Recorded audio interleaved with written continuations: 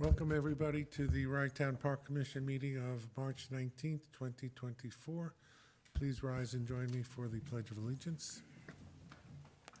Pledge allegiance to the flag of the United States of America and to the republic for which it stands, one nation, under God, indivisible, with liberty and justice for all. Debbie, call the roll, please. Commissioner Lindsay Jackson. Here. Commissioner Josh Cohn. Here. Commissioner Emily Hurd. Here. Commissioner Jason Klein. Here. Acting Commissioner Frank Ferrara. Here. President Zuckerman. Yes. Adoption of minutes from February 13th. If there are no additions or corrections, may I have a motion and a second? So moved. All in favor? Aye. Items of, before that, public comment on non-agenda items. Do we have any comments from our vast audience?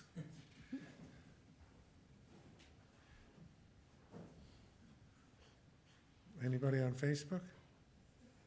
Here's something I forgot to turn my phone on. I'll check in just a sec.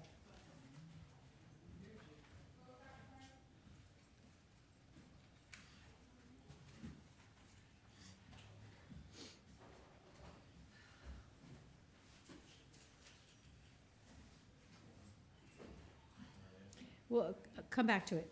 I'll figure it out in a sec. Items of business, resolution authorizing contract for Pond Lake, Could you point out to the Facebook, please? which we do every year, Pond Lake proposal, to inspect, test, treat, et cetera, for bacteria and Phragmites. This is, as I say, something we do every year. The price is $5,473. Are any comments? If not, may I have a motion on a second? Motion. Second? Call the roll, please. Commissioner Jackson. Yes. Commissioner Cohn. Yes. Commissioner Hurd. Yes. Commissioner Klein. Yes. Acting Commissioner Ferrara. Yes. President Zuckerman. Yes, thank you. A resolution authorizing the commission to purchase a drone with software and training. This is done with a grant.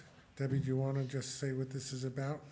Yes, due to the increase in shark activity last year, the New York State Parks Department created a grant program for communities on the shore that we could apply for a drone that would be used in safety and patrols. We applied for that grant and received it, and this is pursuant to the grant, which all the purchasing has to be done by the end of March. So we're asking for the amount not to exceed the amount of the grant. It's 100% reimbursement.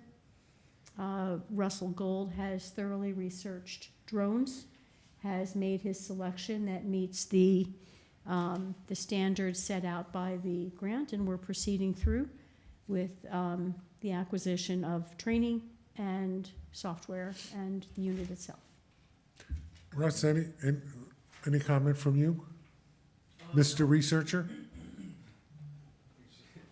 Overstating a little bit, but yes, I did make my selection. I went through the ones that were recommended by the state. There was a list of things, and I went through them all. I thought this was the most cost-effective and also would had all the features that we were looking for. Josh, you want to say something? Yes, we heard from a neighbor of the park objecting to a drone. They make noise. This provides for videography, videography of beachgoers and parkgoers, and some may feel that it's invasive of privacy. We don't have sharks in Long Island Sound, or at least not proximate to us. So certainly the purpose of the grant program is lost on us. So my suggestion is that we not pursue this. Any other comment? Yeah, listen, I think, with due respect, I think it's a great opportunity. But I do agree with Mayor Cohen, and I came here with a question for our counsel, Jeff Binder. If there's protocols, if there are protocols that the state recommends putting in place, because I see that there's videography, there's storage capacity, and that is inevitably, at the wrong time, going to lead to a difficult moment that we're best prepared for if we're going to go forward with this. So I'm just wondering if we're, if there are state recommended protocols or if there's something we can do to put this in place. But I think it's a great opportunity that we shouldn't miss. All right, let me try to unpack some of those issues.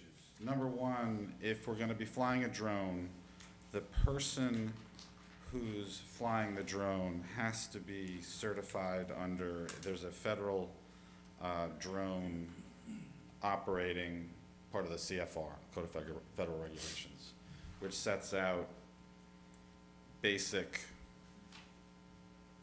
ways you operate it, basic certifications and such under the FAA. Okay, so it's 14 CFR Part 107. So whoever's operating the drone has to be certified under that. Back up to the videography.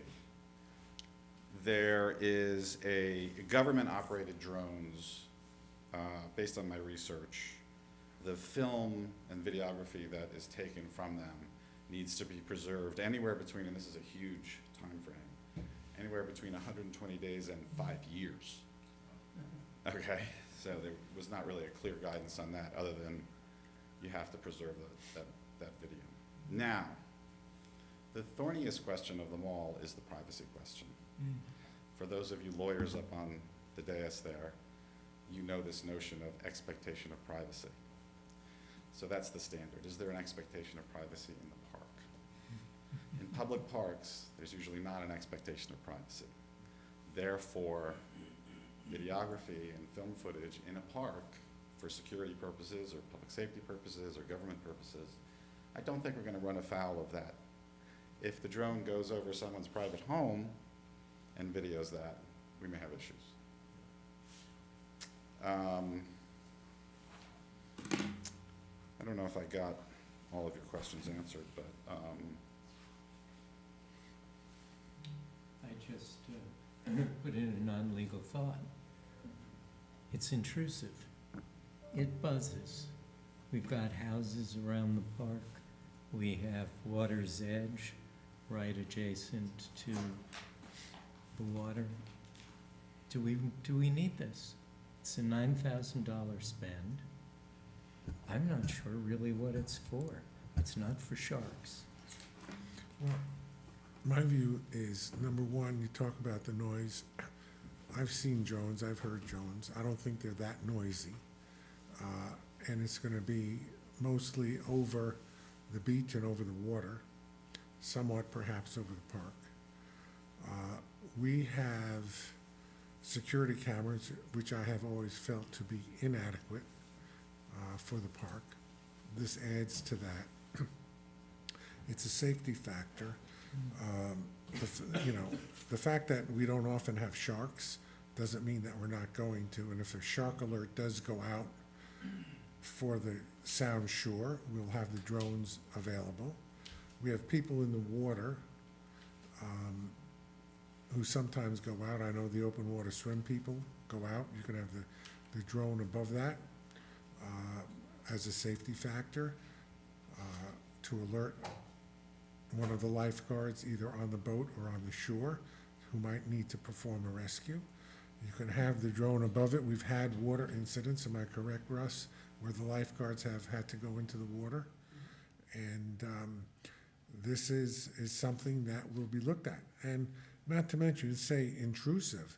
Well, sometimes there are crimes that are committed on the beach of one kind or another. We had an incident last year in the park, for example. There are people who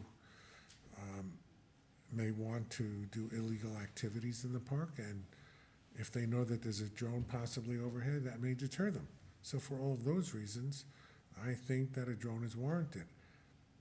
Frankly, I've always wanted to get a drone, I'll be honest with you, even before this.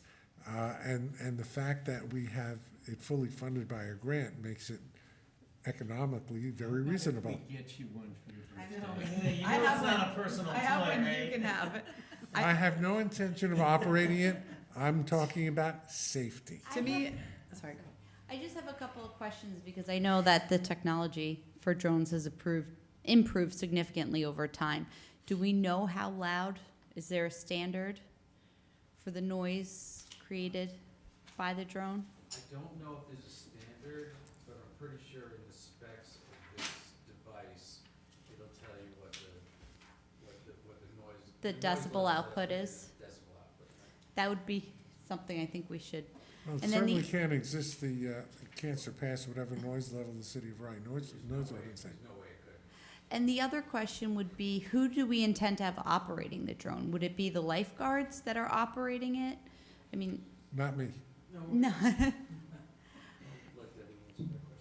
So my intention would be that Russell will be certified and trained, the assistant park director, the head park ranger, and frankly, I'm not thinking beyond that.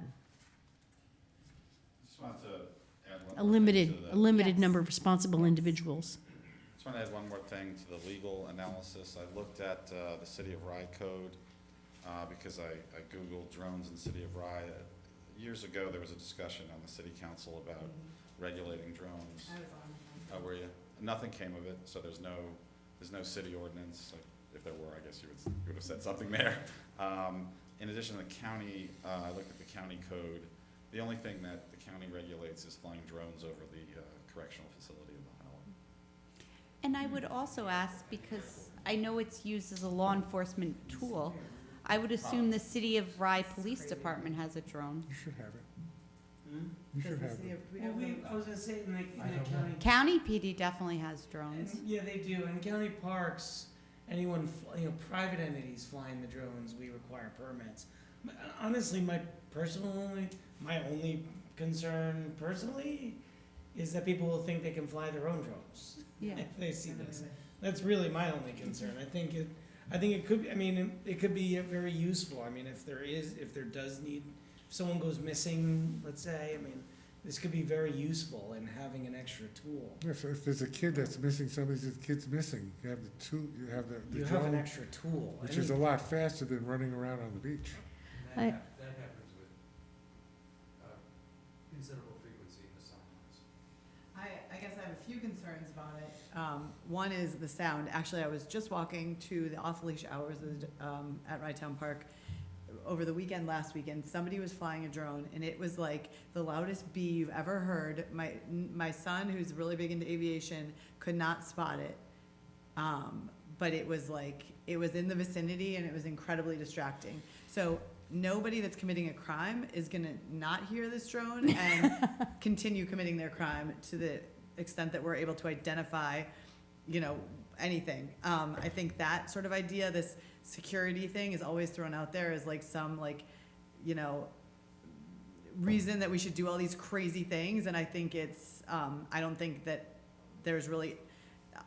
would be effective at all. I think in terms of beach safety, I think we then are giving one of our top people, we're isolating them and putting them in one place where they're looking on a phone camera to see a large area. To me, that also, the only argument I've heard that makes sense at all is to look for a lost kid.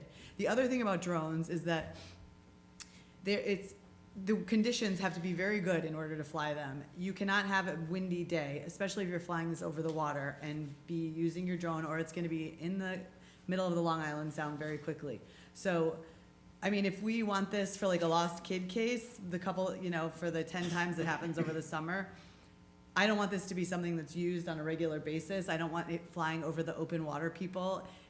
There's so much monitoring of the sharks at this point that if that is the real reason that we're doing it, I think that's also, we've got Coast Guard, we have Rye Marine Patrol, we have so many people in the water providing safety support that I think to me, this just seems superfluous and like something we don't need, and it will take up staff time, and so I don't support this.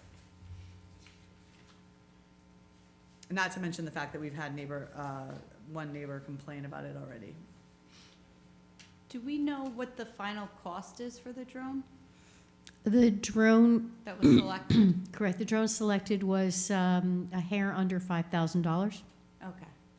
Because I see it's a $10,000 or $9,000 limit. so- Yeah, I just went to, made Okay. it simple, not to exceed that amount, but we're planning to spend considerably less. Frankly, the training program I found is offered by the Department of Homeland Security for free. So. Is there a that- match on this grant? Nope, No match. it's not. You know, it's a limited opportunity. It's use it or lose it. And Yes. this is an opportunity to put a tool in our toolkit.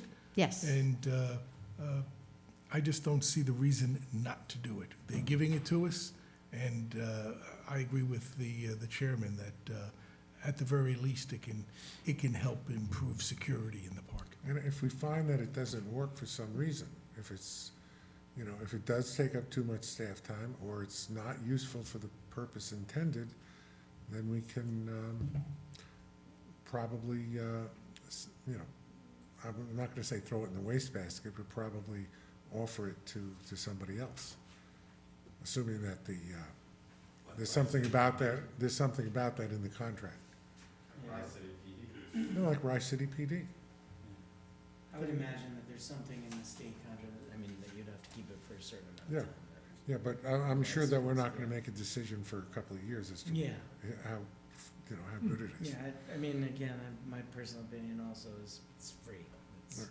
It's, yeah, the worst that happens is you don't use it. It's not free, it's $9,000 in a deficit year. How does that affect the deficit? It's a grant, right? It's a It's a grant, grant. so we're. Oh, it's basically- entirely grant? It's Yeah. entirely Yeah. reimbursable. Entirely, 100%. I'll make the motion if we're there at this Yes, juncture. motion, please. I'll second. Okay, call the roll, please. Commissioner Jackson, Yes. Commissioner Cohn, No. Commissioner Hurd, No.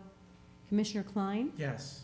Acting Commissioner Ferrara, Yes. President Zuckerman. Yes, thank you all. Thank you for the good discussion. Excellent points raised. Resolution authorizing the commission to engage, okay, I skipped one. Resolution awarding a contract for the repair of Rydtown Park parking lot to ELQ Industries for an amount not to exceed $25,868, which is a piggyback on the Pelham Schools contract.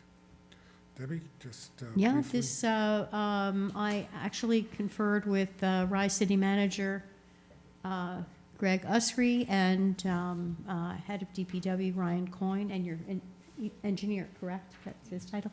So the city of Rye is piggybacking on the Pelham contract.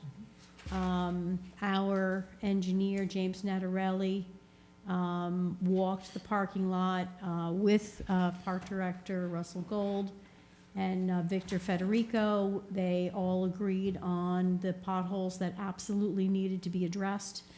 So the scope of work was refined, and despite the fact that we could have just gone with ELQ, we got two other quotes as well. ELQ came out the best, and so this is basically the bare minimum. This is not the maximum. It could, these potholes could be repaired in a much more, what's the word? This is not a mill and pave, it's basically a hot patch. Right, there's some cutting, Yeah. some, saw cutting of the pavement, there's excavation, but this is not going deep with several layers. You're This not is not the regrading. Cadillac repair, this is your grandfather's Chevy And this is, repair. this is separate and apart from the Save the Sound plan that we I saw. want to talk about that in a minute. Okay. Yes, and So that this is is a- actually why, because we are Yeah, hoping, This is a temporary fix, so it's basically, correct. so it's a hot patch. you know, as opposed to, This is gonna buy us a couple, maybe Years. several years. yep, The last time we patched was 2 years ago. Mhm. Those patches are holding. They're doing Yeah. fine. but we're not doing the other project that's further out, the Save the Sound project. That's a regrading, milling, paving. That's the gigabyte, Correct. GIGP, yeah. Correct. Let me get to that. Let's do this and then I'll speak. If there are no other comments, motion in a second, please. I'll make a motion, sir. Sorry, I just have a question about this. It seems like every year now because just the deterioration of the parking lot, we're doing this. Is this Yes. counting, where does this count sort of in the budget? This falls under small recurring capital. Okay. I mean, And it's not every year. but At the almost moment, every it's year. every other year. Yeah, We get the prices when we need it. And Yeah. that comes from looking around and saying, okay, we gotta take care of this now. Uh, I have, by the way, received resident complaints just this week about the state of the parking lot. When are we gonna fix it? I've always said that, you know, the repair of the parking lot is a lot cheaper than trip and fall Hmm. cases and flat tires, reimbursements, Mhm. and, you know, it may look like a larger sum now, but I think in the long run, We have a motion and a second. If there are no other comments, please call the roll. Commissioner Jackson, yes. Commissioner Cohn, Yes. Commissioner Hurd, yes. Commissioner Klein. Yes. Acting Commissioner Ferrara, Yes. President Zuckerman. Yes. While we're on the parking lot, as I think you were advised, we did not get the Environmental Facilities Corporation grant of, what was it, 1.2 million, I think we applied for the green parking lot. Debbie and I, together with James Natarelli, our engineer, and our grant writers, met on a Zoom call with representatives from the Environmental Facilities Corporation for a debrief. Why did we not get the grant? And they told us that actually the plan was a very good plan, very competitive. One of the reasons that we didn't get the grant, they pointed right up front, is that they look at the demographic and they saw the city of Rye, and that did not give us points because of the wealth of the city compared to others.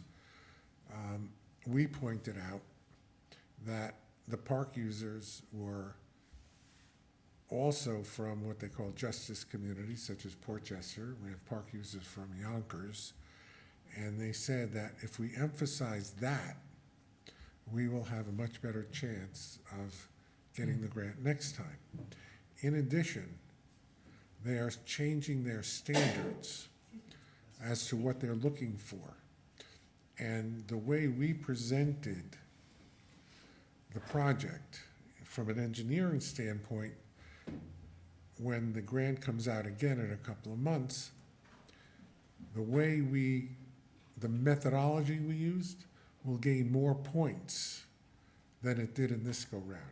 So those two factors combined, they said we will have a very good chance of getting the grant next time. Fantastic. So that's where we are with that. And yet, and again, the Save the Sound people who are very much in favor of it, we're gonna be looking to them to help us raise additional funds to take care of our local match. It's what, it's a 90% or 75%? Yes. 90%, I think. Anyway, it still would have come out to a lot of money, but that's for next time. So that will not be in the capital budget for next year.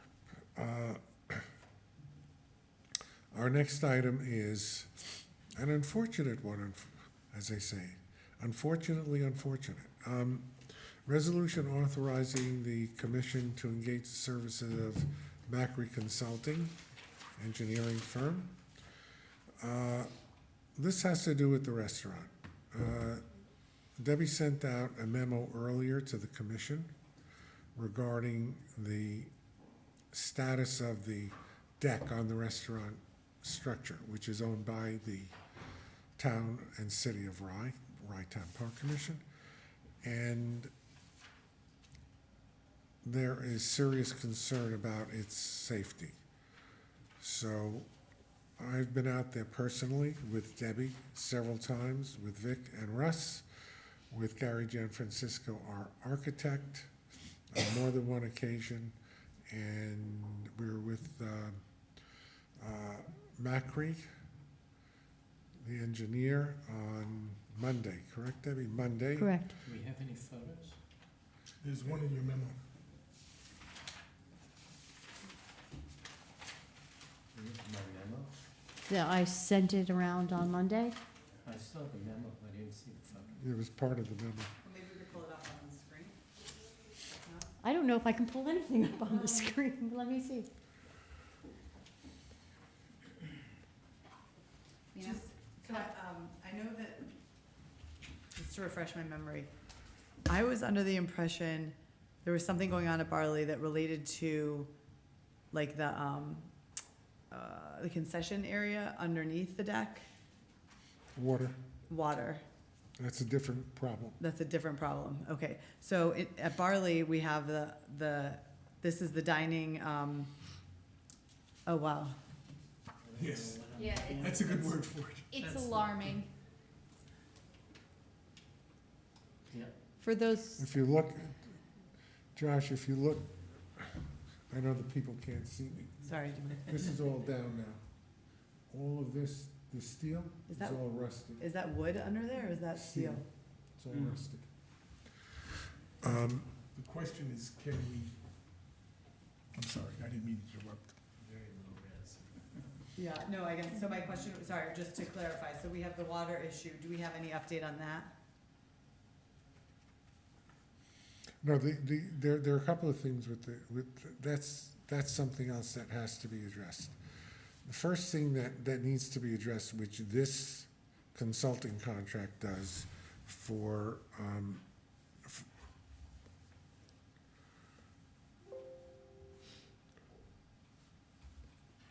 all right, the proposal is there. I think it's for $5,000. Everybody's seen the picture now? Mhm. So I finally have it up on my computer. If you, That's, yeah. Thank you, yeah, Josh, you've seen it? Yes, thank you. sorry, Gary, so I'm just trying to understand the extent of the various issues at Barley. There are a lot of issues. The main issue we're dealing with now is the issue of the deck Right, and the danger of people on the deck right, falling through right, during an event. that would be terrible. Okay, I let me, guess- let me finish, let yep. me finish. So what the proposal would be, and we brought Lou Larissa out there to look at it with Macri. And the proposal, and it has to be, and the reason that we're doing this resolution is to retain Macri to make the drawings. The proposal will be to essentially buttress the deck so that it can be used during the season. Before that occurs, which is not going to occur for a few weeks, and they have a major event in April, is we're going to cordon off 4 feet from the end of the deck in, so people cannot use it. That emergency fencing is going to be put in on Thursday.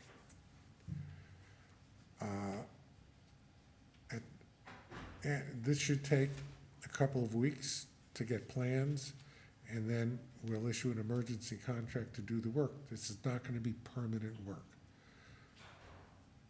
If there's a second phase, we will look to see what else has to be done. There's a lot of water that comes from the roof. There's water that comes in from the sound.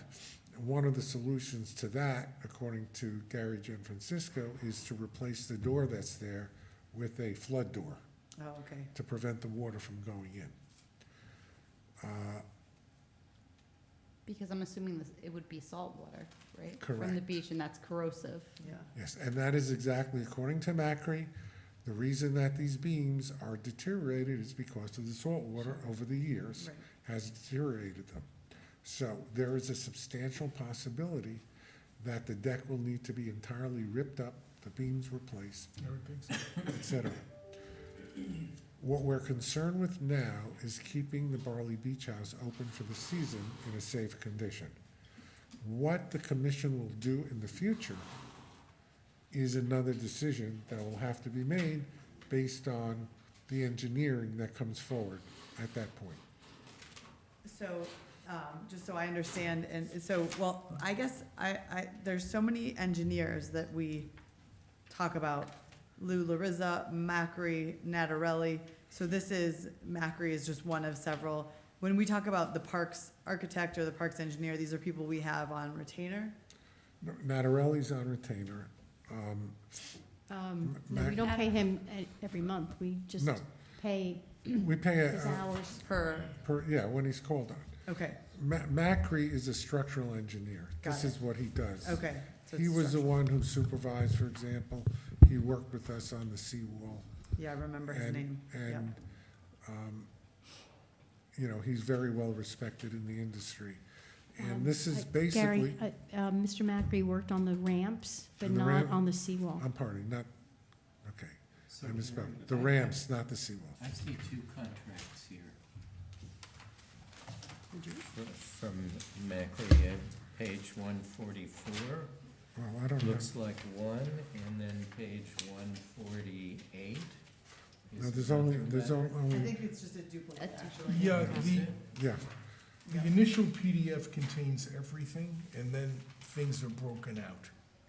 So this is one $5,000 item? yes. This is just And- for him to do the drawings. This is just for the first stage. And then if he has to go further, then you have an hourly rate for what he calls the fee. The estimated fee for basic services, which is this, is 5,000. Right. For special services, it's we don't know what it's gonna be. It's calculated in accordance with the chart, principal, associate, et cetera.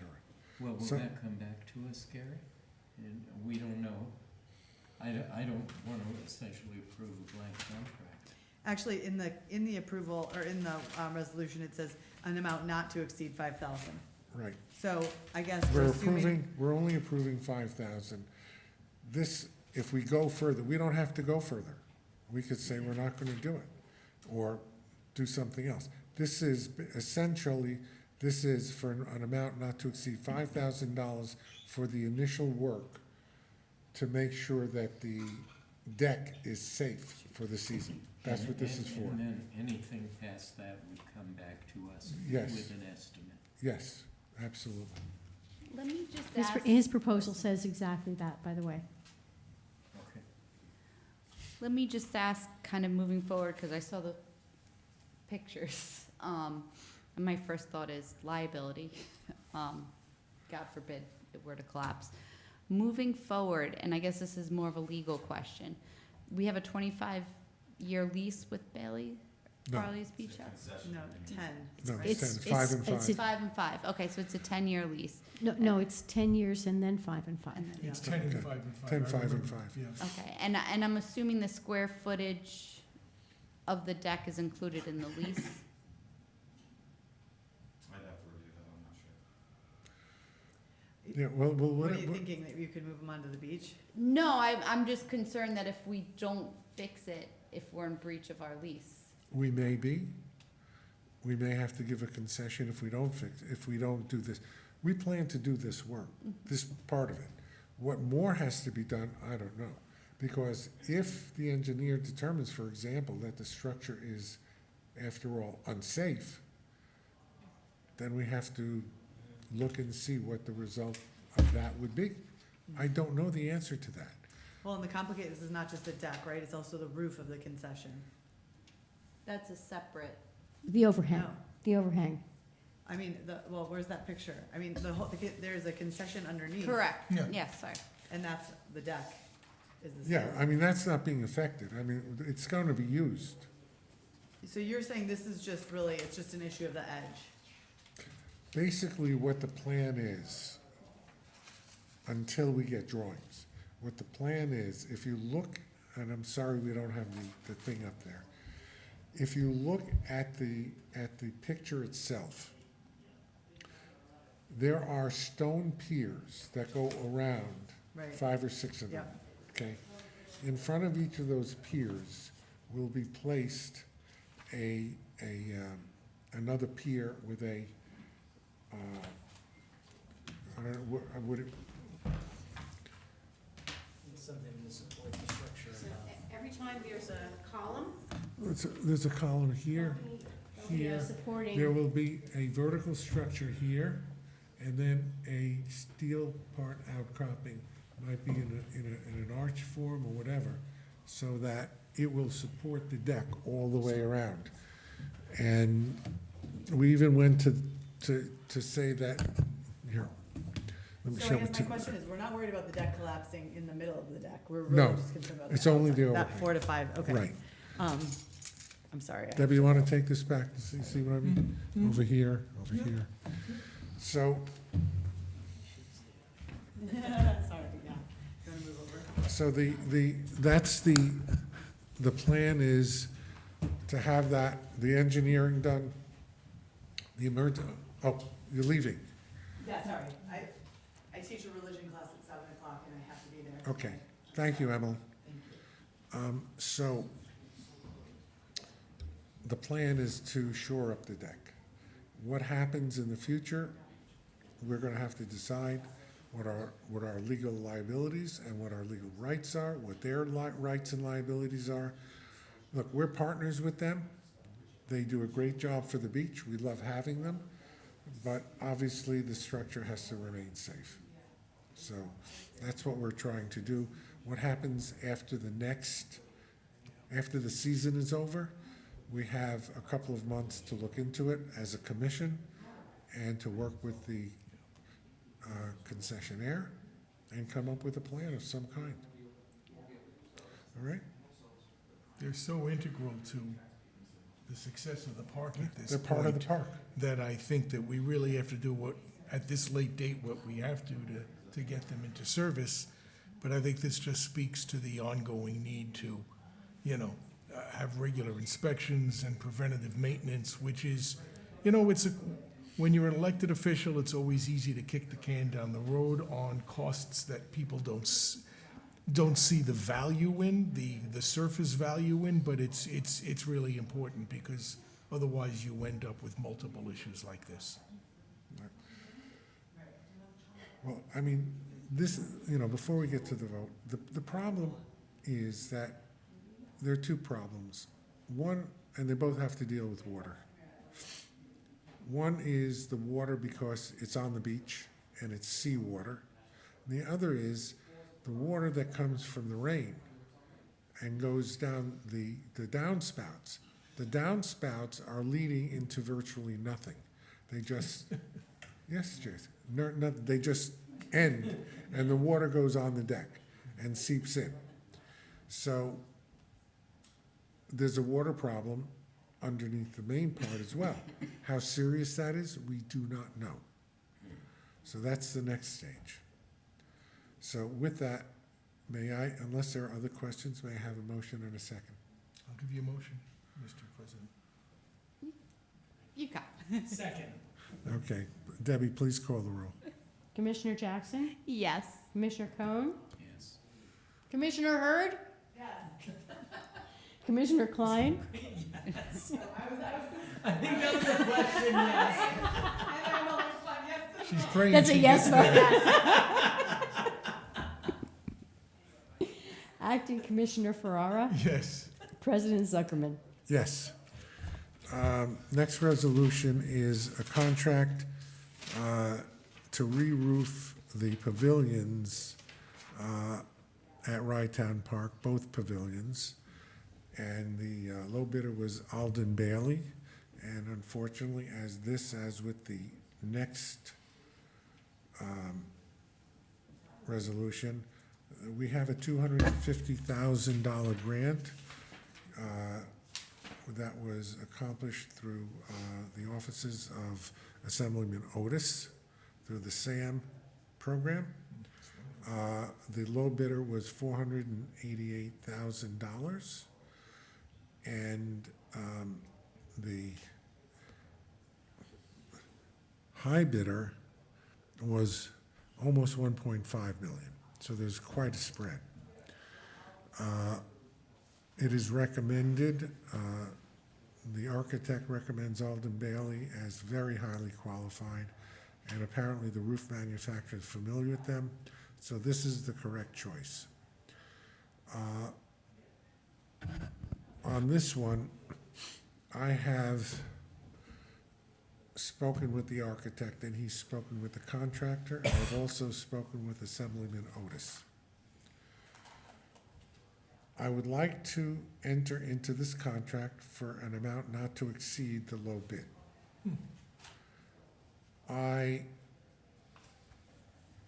The contractor has agreed that if we only do one of the pavilions, he would do it for a certain price. We have to do one full pavilion, but there's work that needs to be done on the second pavilion that's essential.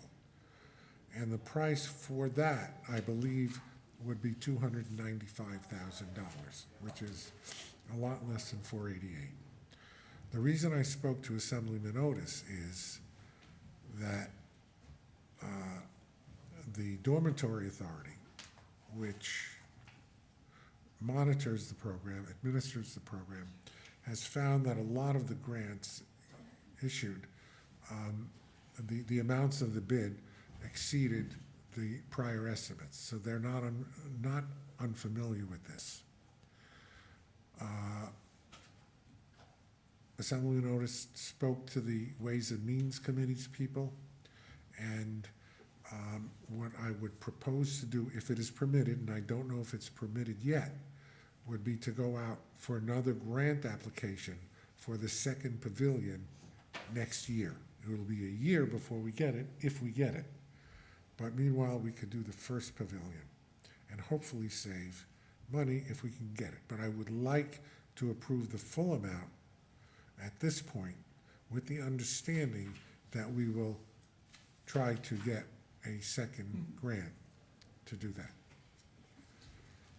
Gary, I have not taken this to the Rice City Council nor any of the following stuff.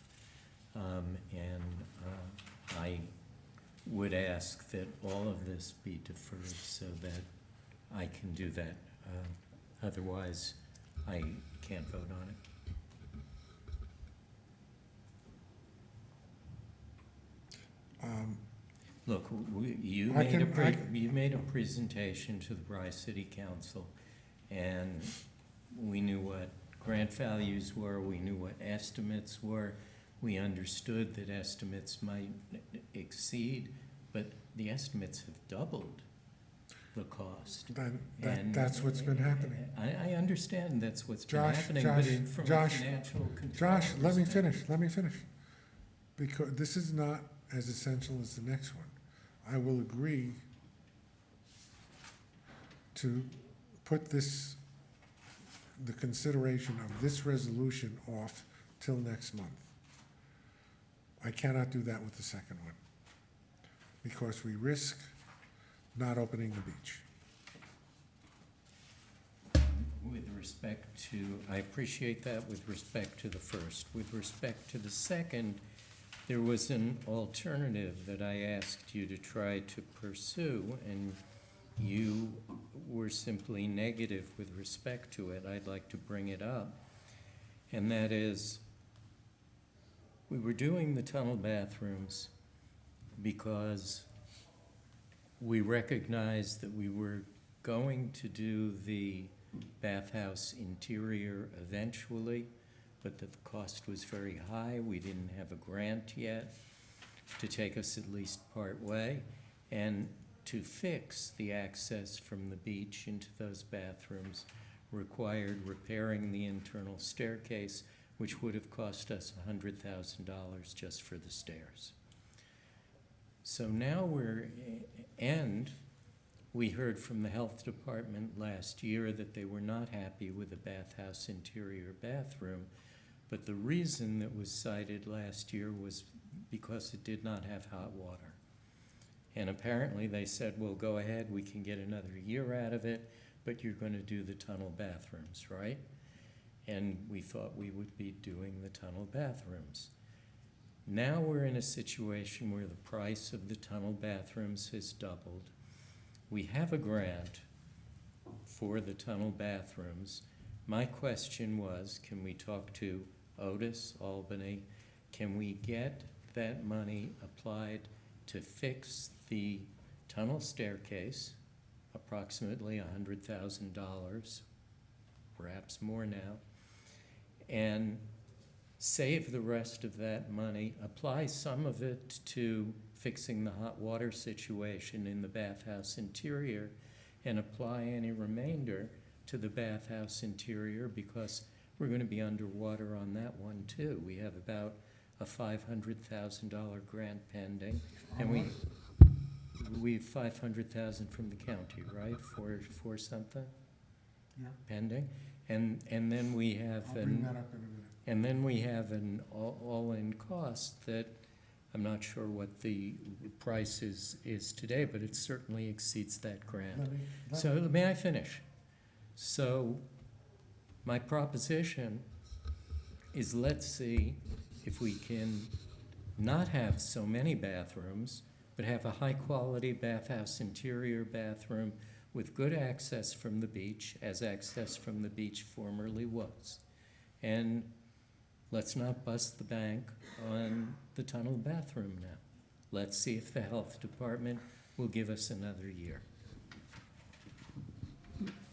Hold it, I just want to, with regard to reducing the number of bathroom facilities, I've been specifically instructed by the Department of Health that if we change the number of bathroom fixtures, we will then have to go through an entire recertification process, and we would not be in compliance with current codes. That would be a very bright line.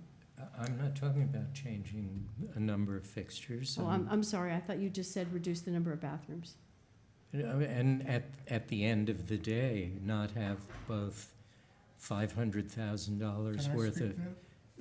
Let me finish my sentence, please. Not have $500,000 worth of tunnel bathrooms and whatever it's going to be, $800,000 worth of bathhouse interior bathrooms. First of all, did you read the email that I sent in response to your very questions that you asked now? Yeah, it was no and no, and did Yeah. you Okay, make so the calls? let me explain it publicly then. Okay? Number one, as Debbie indicated, we had violations, several violations. A couple of them were very easy to fix. We had to put hot water heaters in the north end bathrooms. Done. With regard to this bathroom,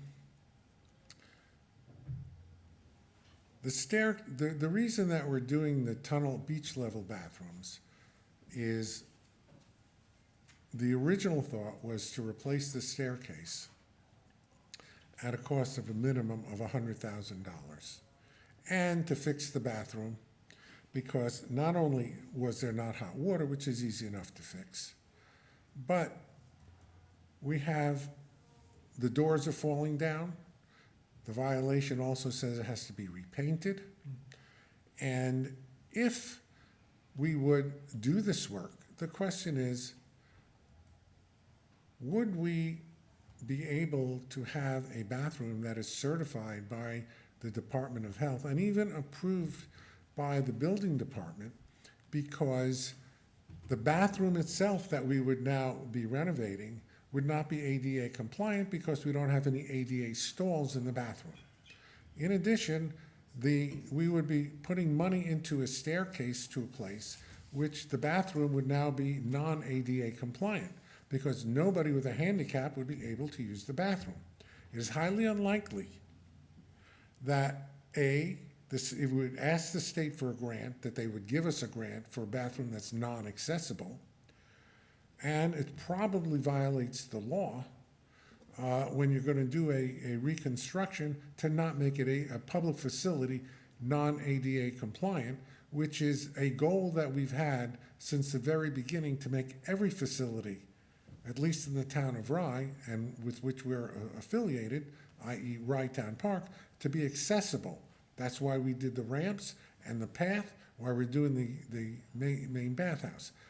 So the fact of the matter is that unless we're also prepared to put an elevator in addition to the staircase, to make it ADA compliant at a cost of another $200,000 or so, it's not going to be feasible. And if we don't do it by this, right now, we have to get a permit, in another 2 months or so, to open the beach. And if we're going to go this route, it's very likely Department of Health says no. Now, the number of fixtures is important because they allowed us to open last year with a reduced number of fixtures. They made us put up signs pointing to every bathroom in the beach so people would have access. Am I correct, Debbie? Yes. Every bathroom had to have a sign pointed to it so that people can access it. We even redesigned, when we designed the beach level bathroom, the first design was rejected because it did not have the same number of fixtures as the bathroom upstairs. So somehow we would have to have, even if we renovated it, we'd have to have make an ADA bathroom with the same number of fixtures.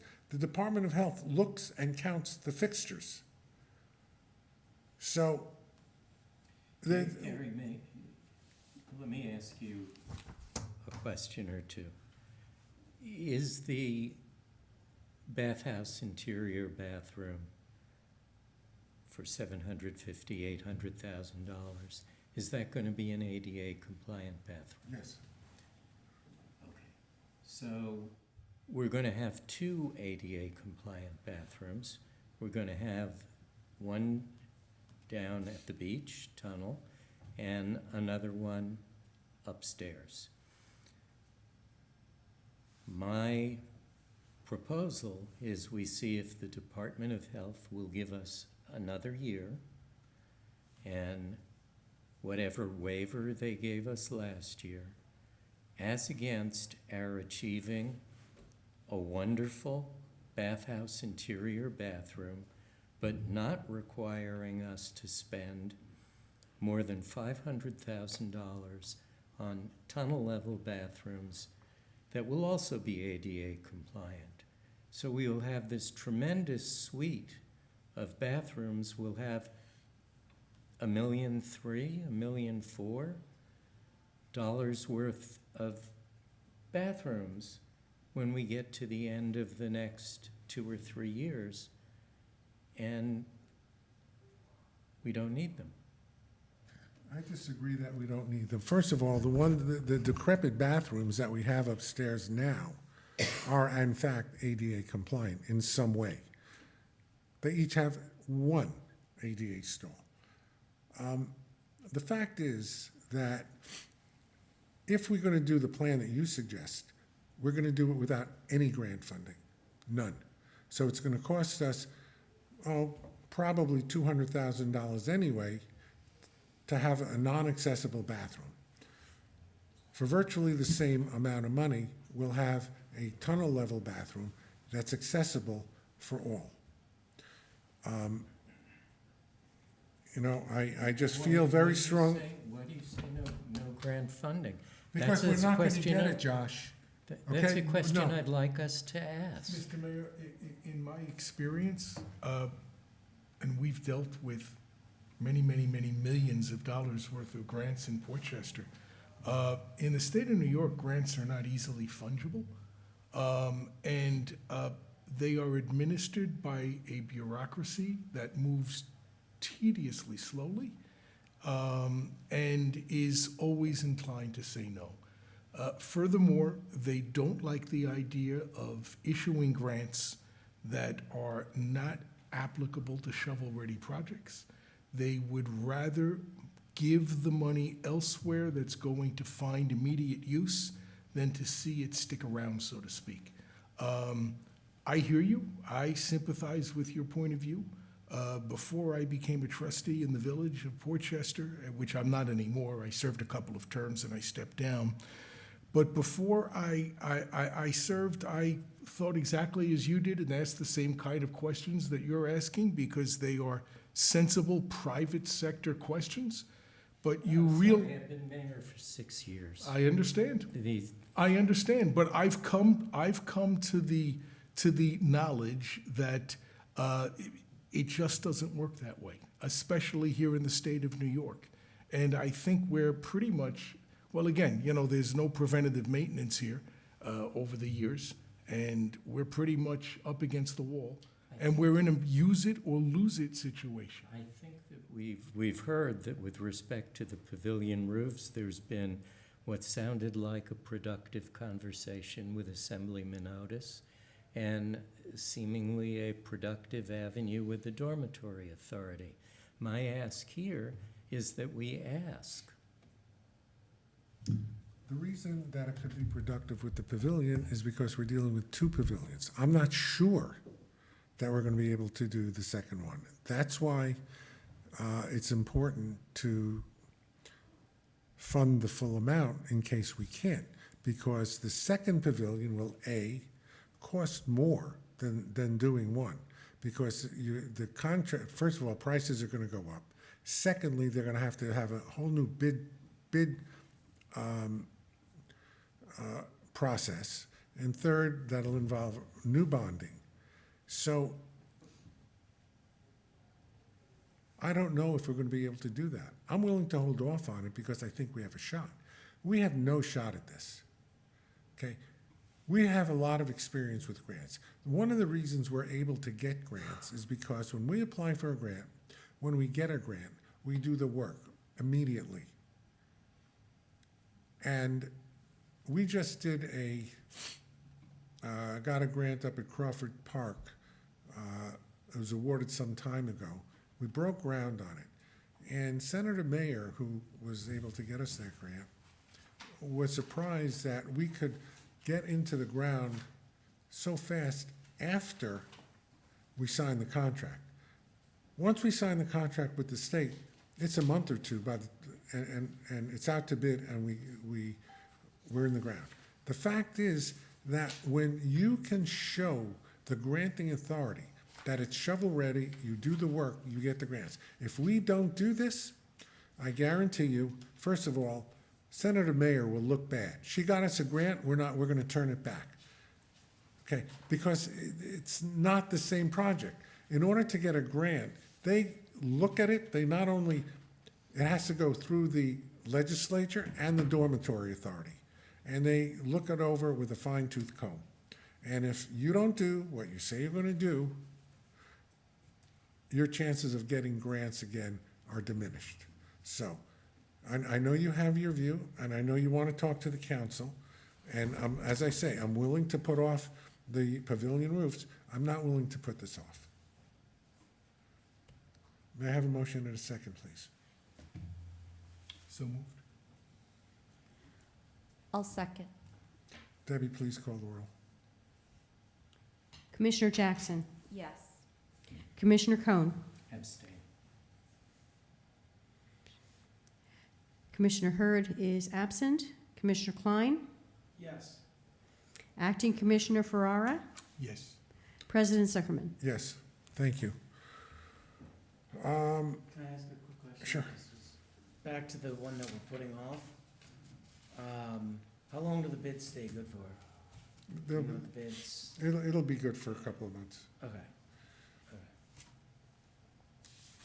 Well, that's date certain next meeting, yes? I think it's going to be our next meeting. No. As I say, I hope to have a, more definitive answer, but if not, I mean, the work obviously has to be done. Look, nobody wants to spend more than they have to spend.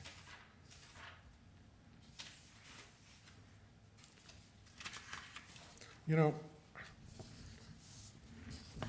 taking any action on the first one in terms of holding off on it, or are you just skipping What? on the roofs? Roof, it's gonna be on the agenda next month. So you're Severing it. tabling it or something? Table to date certain? Yeah, to, Do you need a motion for that? no. We're not gonna act on it. You know, I know, before we get to the budget, and I know there are some questions on the budget.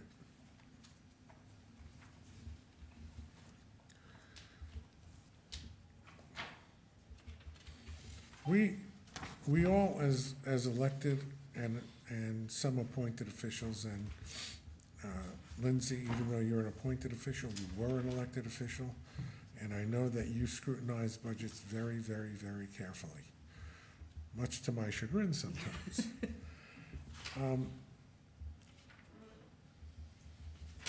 What are we talking about in terms of the burden that the residents of the town and the city have for Rye Town Park?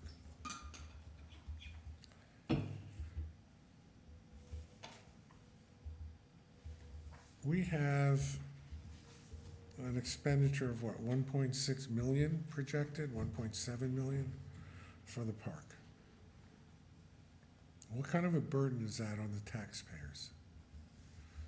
Well, one thing we try to do with the budget is to break even.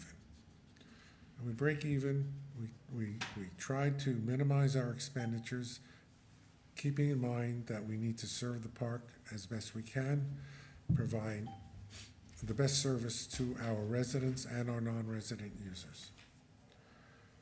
The park generates a certain amount of income.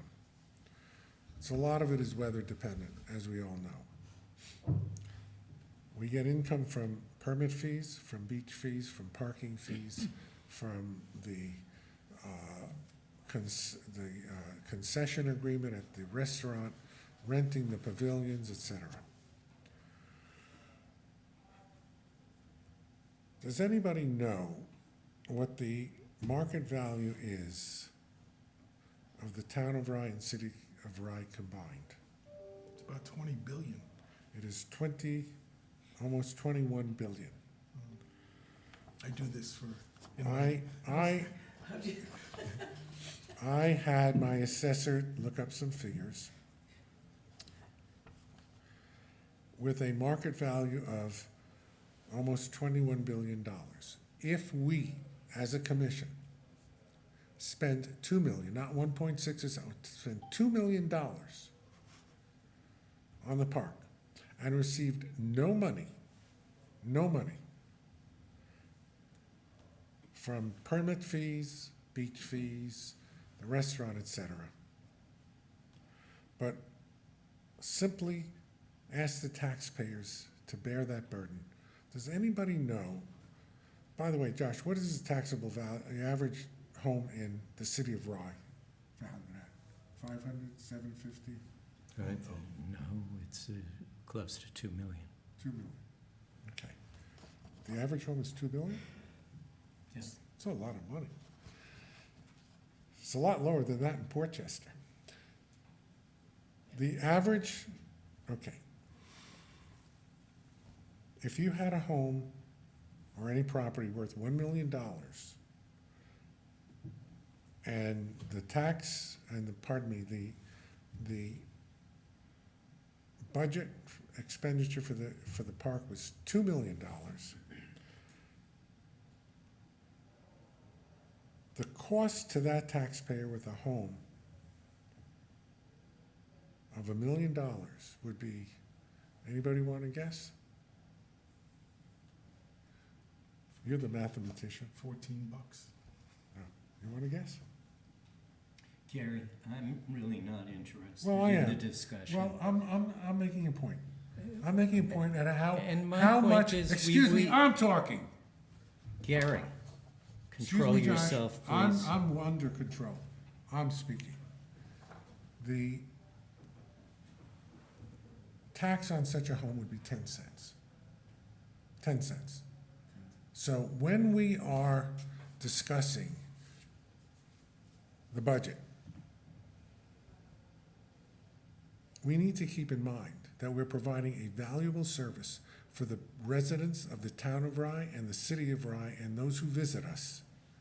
And the cost is very reasonable, even if we didn't have income from permits and other fees. So, In Rye, we work on the basis of a budget. We invited you into our budget sessions. We try very hard to control costs and to control our taxes, which our residents ask us to do. And we find ourselves repeatedly in the park situation with unanticipated costs thrown at us without the ability even to take them to the city council.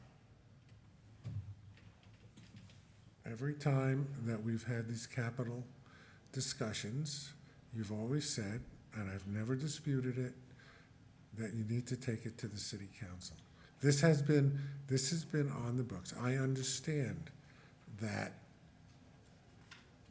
you have a certain position, and I understand that you, as I do, as the town supervisor, and as Frank did as a trustee, and as Lindsay did as a trustee, and as Jason does as a mayor, to limit the cost as much as possible while providing services. Right now, this budget that is now before us was originally proposed in November, and you're correct. We had meetings, you and I and Debbie and Emily with Greg Usry, to talk about how we can align the Park Commission budget with the budget process of the city of Rye, which is on an annual basis, and the town of Rye, which is an annual basis. Now we are in March. We are past the Ides of March, and we don't have a budget because we've been honing it and honing it and honing it. And we've answered questions, Debbie has answered questions, and the deficit, the original proposed deficit, I think was it close to 200,000? It was certainly about $117,000. Okay, and now it's down to 28,000. 28. And this is a weather-dependent budget. If the weather is nice, there will be no deficit. If the weather is terrible, there will be a larger deficit. That's the way it is. A budget is a guide. It's not the Bible. We use it to guide us in what we're going to do, how much we're going to spend, and what we expect to receive in revenue. And that's what's before us. So I'd like to vote on the budget. I know there will be comments, so let's first take a motion in a second, and then we'll take comments. Please, a motion in a second. Before we get there, you seemed to disregard the fact that, we've gone from these extra items to the budget, but I just want to underscore that on the capital items we're looking at, the cost doubled in the past week or so. And items that were not supposed to have cost much in excess of the grants that we were told we had to cover them proved to be only to get us halfway there. I think that's material. I'll just leave it there. You mentioned one other thing, the main bathrooms. We are hoping that we'll only have a modest expense for that. We have a grant for half of the, I say, projected costs, and I say this every time we talk about grants and estimates. It's an estimate. The numbers are not real until the bids come in. And we really got hit in the face with these two items today. That's not happened before, not to this extent. The county has placed, as I mentioned before, in its capital budget, an amount sufficient to cover our projected local match for the state money. I'm trying to move that forward. It is a administrative process that ultimately goes to the Board of Legislators, and I hope that by next month, I will have something definite to report where that the main bathhouse bathrooms, we can be confident will not be will not have 427,000 of local money, and hopefully we will be able to save that. And thank you to our two legislators for getting it in the capital budget, Nancy Barr and Catherine Parker. So that's where that goes. We haven't heard from on a lot of grants. The wall at Rye-Town Park, the retaining wall near the bathhouse, is subject to an application that we're waiting to hear on from the National Park Service. I'm hopeful. We will also be putting in for capital work with our congressional representatives for the 25 fiscal year. That's going to be submitted in about 2 weeks. And that will hopefully require no match. Okay. Did we have a motion in a second? So moved. I'll make a second. Okay. Discussion, Josh? Yeah, well, let me just begin with the bathhouse interior, $850,000, and the retaining wall, $467,000. In each case, any discussions that we've had of these have presumed some grant support. We have no grant support showing. I can't possibly vote for these expenditures on this basis. If you want the city of Rye on board with these things, then I will have to have discussions with the city council, but there's just no way I can vote on $850,000 worth of bathrooms and the full retaining wall expense. Just can't do it. Oh, well, it's part of the budget, right? I just wanted to interject, I'm sorry to interrupt, but on page 31 of the budget that's in your packet that was recirculated this afternoon, we have a grant-funded projects schedule, and the $850,000 is there as being covered by grants. Except we don't have the grant. We have. We do. We do. I thought you said it still needs legislative approval and you're trying to move it forward. That's on half of it. That's the second half. We got a 50% grant from the state. That's done. We're trying to move the other 50% through the county, which we're very hopeful we will do in the next month or two. In either case, this work is not going to be done immediately. We hope that it'll be done for the 25 season. Well, then let's please take it out of this budget, and then I don't have a problem with it. I'd appreciate that. As I recall, our conversations about this always were that we're looking at 5 years' worth of work, not. Well, the bathhouse interior, we'll see when and if we get it, the second half of it.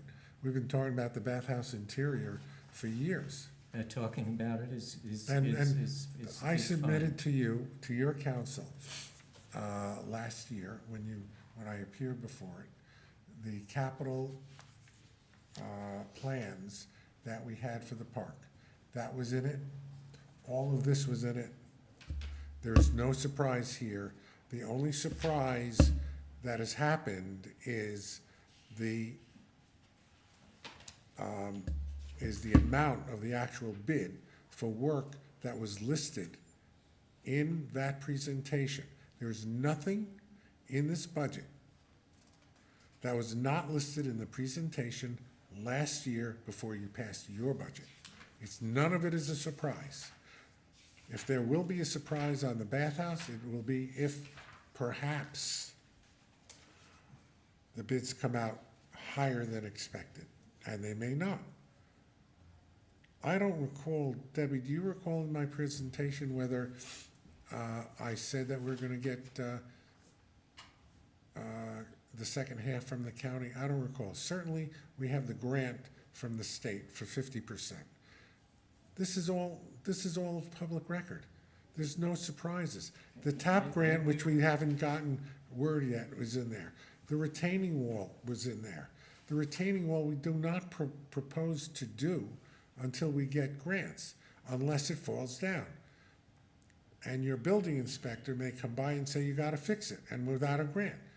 But we don't intend to do it without a grant. And we were gonna try to reduce the $850,000 for the bathhouse interior, and we've talked about that for more than 2 years.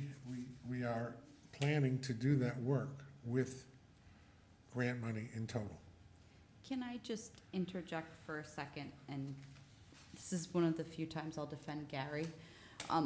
When we talk about, This is a shock. I know, because usually it's the other way around. When we talk about these capital improvements, the beach level bathroom, we knew during the summer of last year that the health department was threatening to close us down if we did not fix it. We had seen this coming a mile away, for lack of a better term. When we talk about the additional bathrooms, the bathhouse, the upper level bathrooms, we have been discussing this, and I'm just looking at the timeline. I'm assuming that from reading this capital budget here, when you say fiscal year 2024, you're not going to be doing both bathrooms this summer when the park's open.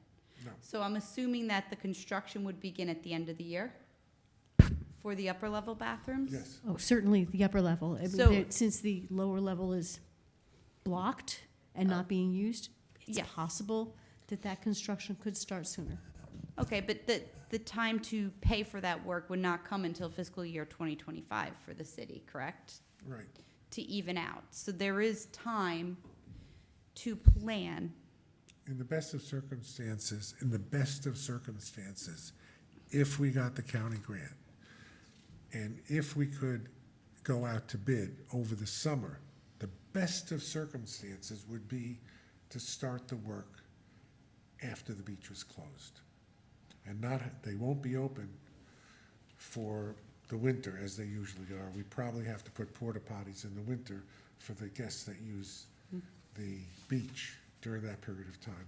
And we would hope that the construction could be done in 6 months or so to be open when the beach opened in the spring of '25. That's in the best of circumstances. And now I'm going to pull Josh into this conversation with or Jason into this conversation with his experience with parks. How often do bids come back lower without a significant reduction in scope over time? How often do bids come back lower? Yeah. Never. Okay. So, I mean, we could try, but we would be significantly reducing the scope of the work. Yeah. And Well, you go out to bid with the work that you want done. And then, as I'm suggesting is possible with the pavilions, at that point, if there's work that would be substantially in excess, then yeah, we'd have to reduce the scope. Or figure something out, and that's for the commission to decide. I just, And I'm not, look, I'm not saying that this is, without the input from the Rye City Council as well. But, you know, there's certain work that just has to be done. And we're trying to do it as, with the least expense, especially of our local tax dollars, as possible.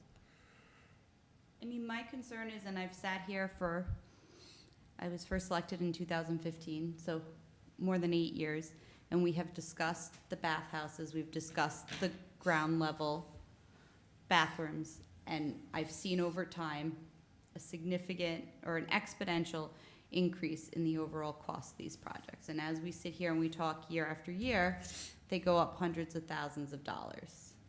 And at this point, I would say that the ground level or the beach level bathrooms are imperative to the functioning of the park this summer.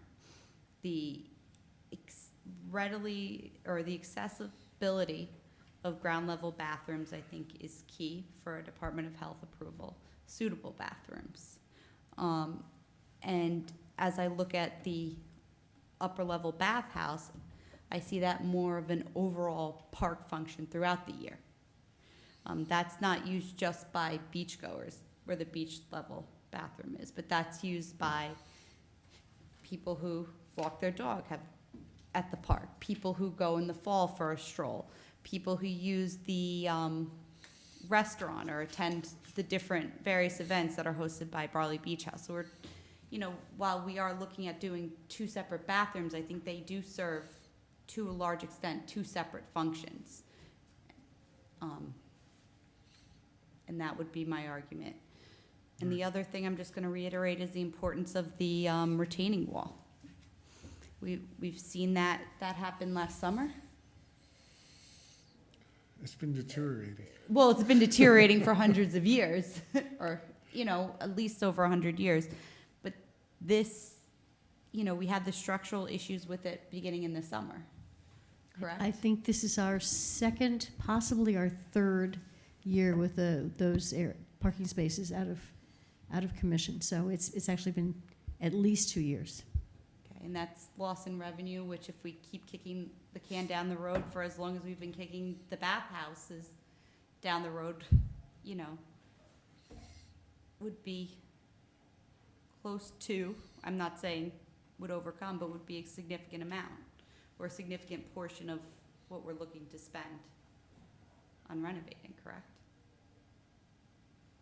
I just wanted to make those points because, again, I understand the need for fiscal responsibility, keeping the costs low for the taxpayers, but I think we're being, to some extent, the longer we kick the can down the road with this aging infrastructure, the more we're going to be paying in the long run.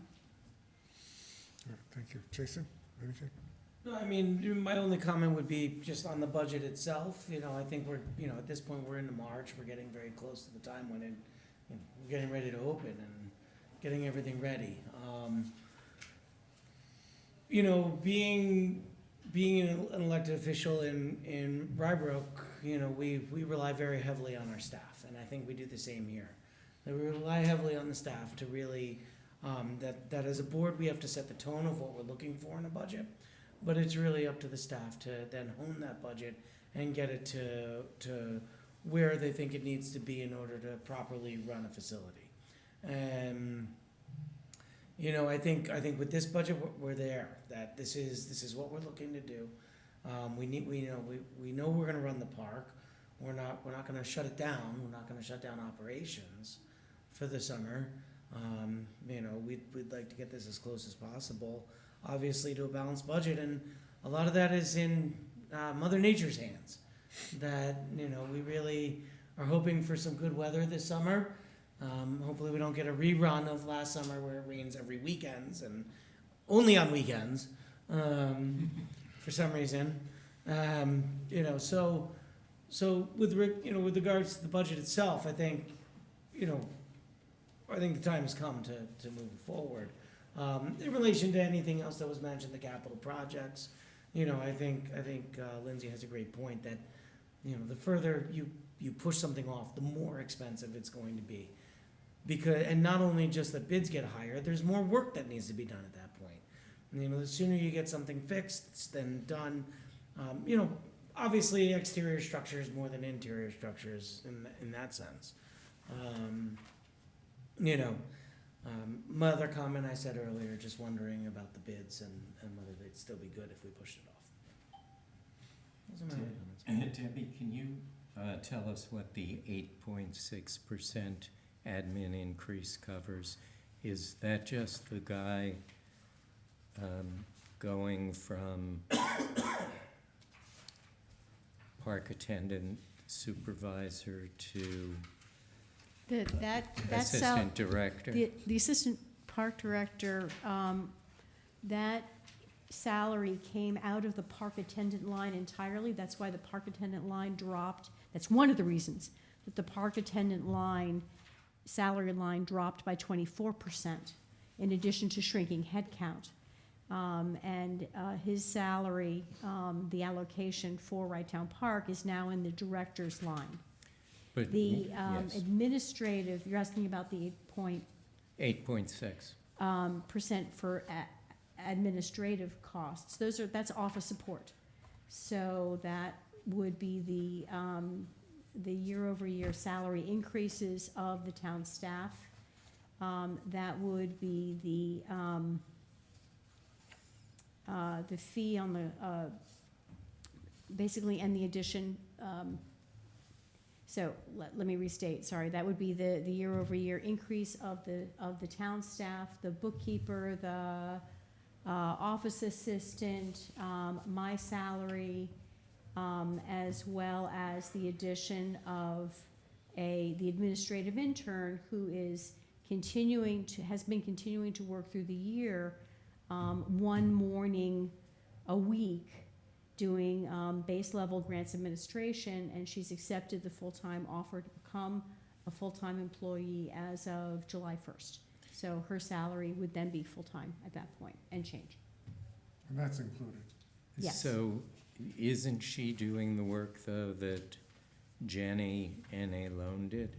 And weren't they paid for their Yes, work? but not exclusively that. But that is a big portion of what her assignment will be. There will be others as well.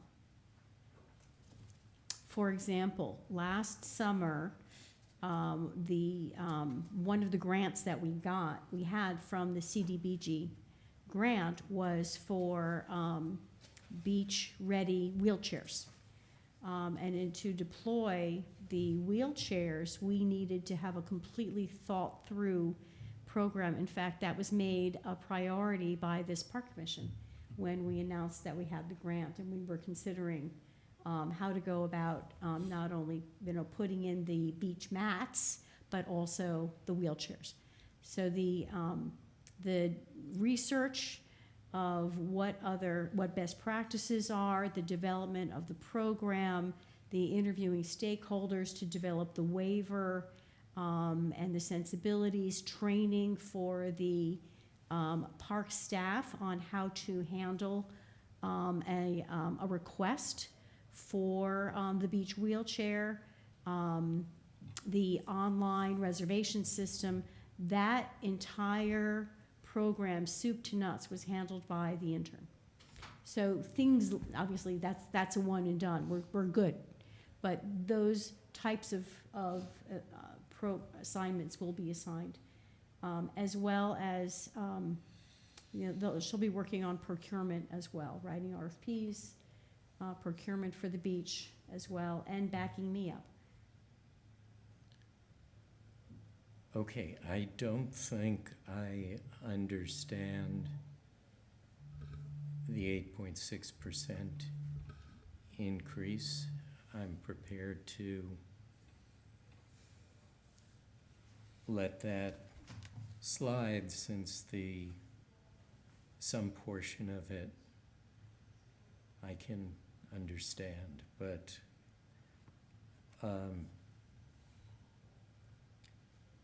I would like to ask you about page 53, which shows the $850,000 bathroom as fully grant funded.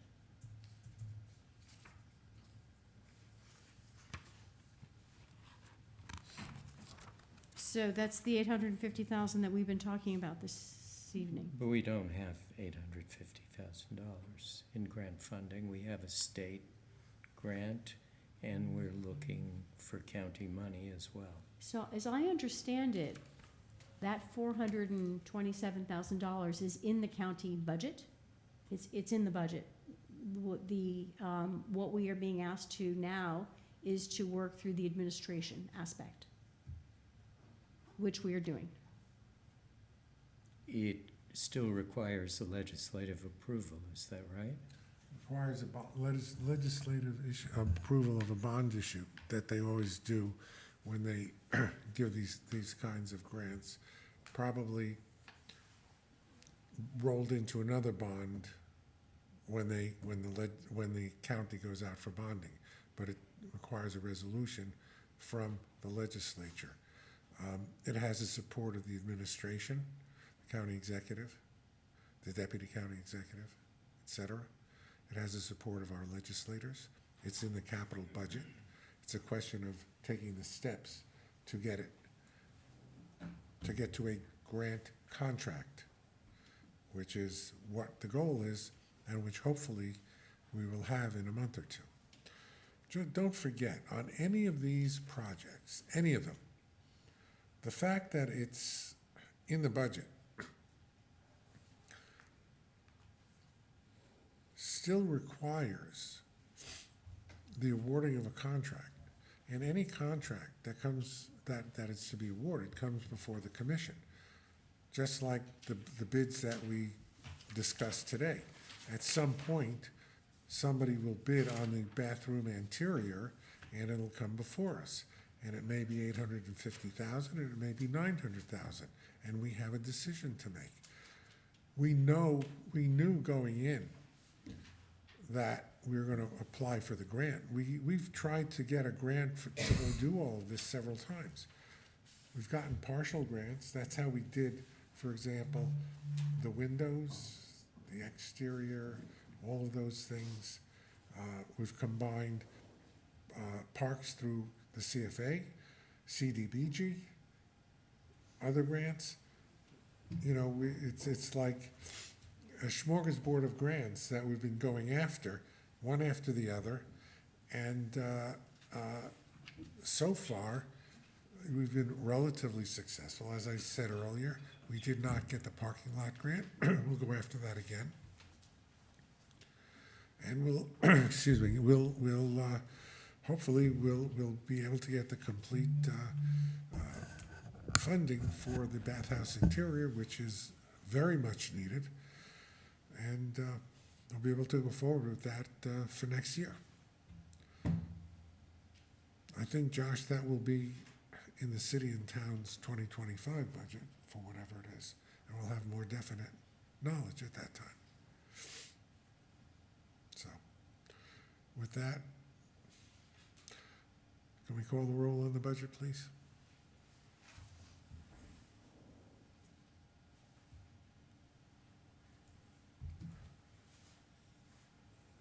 Commissioner Jackson, Yes. Commissioner Cohn. Abstain. I'm sorry, I didn't hear you, sir. Abstain. Abstain. Commissioner Hurd, absent. Commissioner Klein, Yes. Acting Commissioner Ferrara, Yes. President Zuckerman. Yes. Thank you, everybody. Mr. President, if I just may give compliments to staff on a very professionally presented budget and a very nice job. You know, Mayor Klein pointed out that elected officials, part-time elected officials, as many of us are or were, rely heavily on staff, and you've done a very nice job, you and your team. So Thank you. my thanks to you. On behalf of a really terrific team, I appreciate your words very much. Absolutely.